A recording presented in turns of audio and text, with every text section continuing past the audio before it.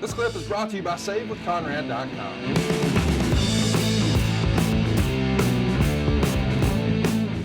And looks like the Acolytes are on their way to the ring as well. And we have an interesting match, by the way. It's Undertaker and Big Show. They're going to defend their tag team titles in a three-way against X-Pac, Kane, and the Acolytes here up. Are you doing okay over there, Jim? This is the problem when we do watch-alongs. We're on separate internets and everything else, so sometimes it can be a little tricky. I'm at 2909. 2909? You're a little ahead of me, but I'm there with you now. I just caught up. Big Show just put X-Pac, and they're doing the highlight package here from last Monday. Nice little, I like those packages because they kind of refresh everybody's memory and bring the storytelling up to, and now we're here. And so there they are. It allows the casual fan who, and I don't even know, was this even DVR days, who may have missed it, to finally get to know what's going on here. I don't know. It might be. It's close. Yeah. Big Show, Paul White looked good in AEW the other night. This little piece of business he had with the QT Marshall and company. Paul has obviously lost a lot of weight. He's watching his diet.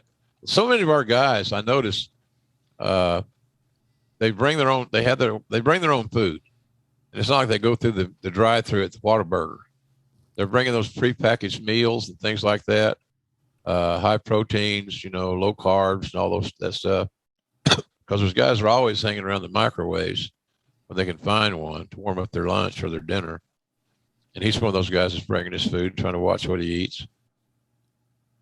Big Show, man, he looks like he's probably in some of the best shape he's ever been in at this point. Yeah, I think so. Holy cow. What was his standing at this point in the company back here in 99, do you remember?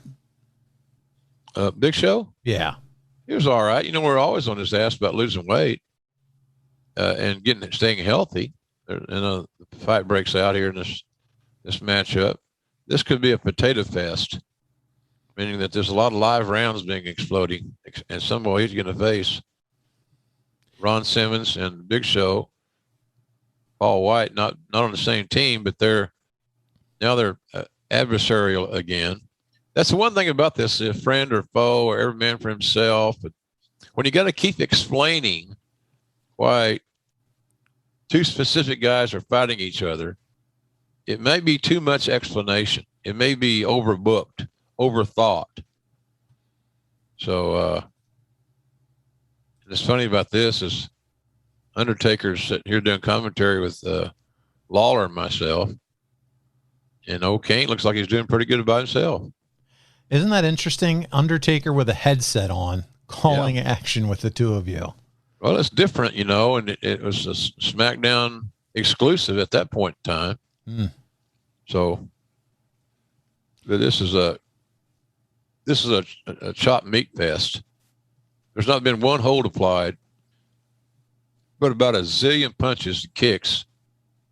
And Big Show goes up over the top rope, and the dead man decides to pull a Clint Eastwood and ride into town slowly and do ample damage. And this one is exactly what we think. It's a barroom fight inside of a squared circle. Fists. That art resembled life. Undertaker got in Big Show's face about something in the ring that was going on that Undertaker didn't approve of. Big Show was a kid to a lot of guys. He had that young personality.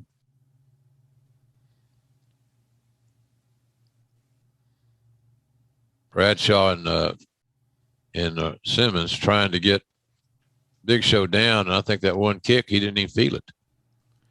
Big boot from Bradshaw to X-Pac here.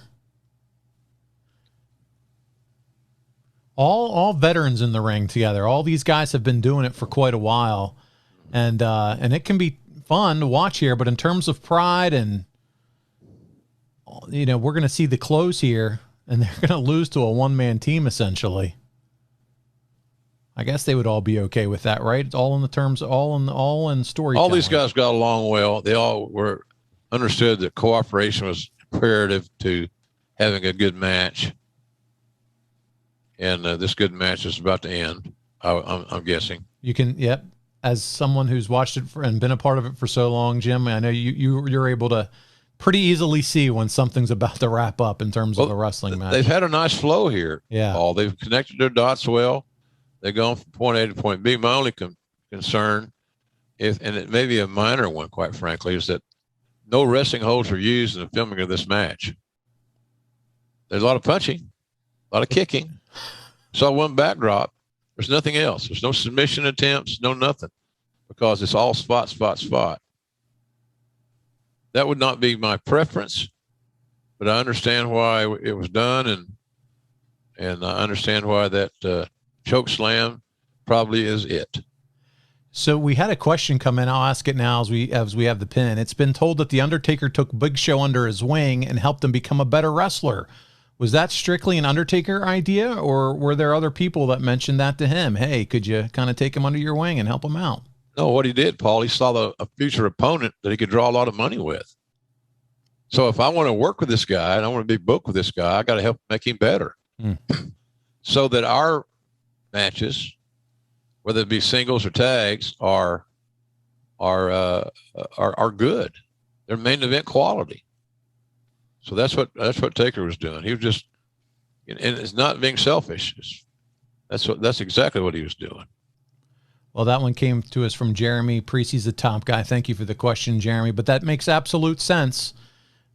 Build him so he can become a really good opponent. And here we go. Hey, it's Conrad Thompson. Thanks for checking out the podcast here on YouTube.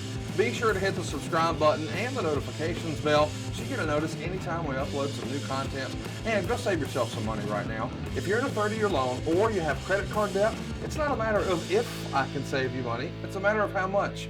Find out right now for free at SaveWithConrad.com.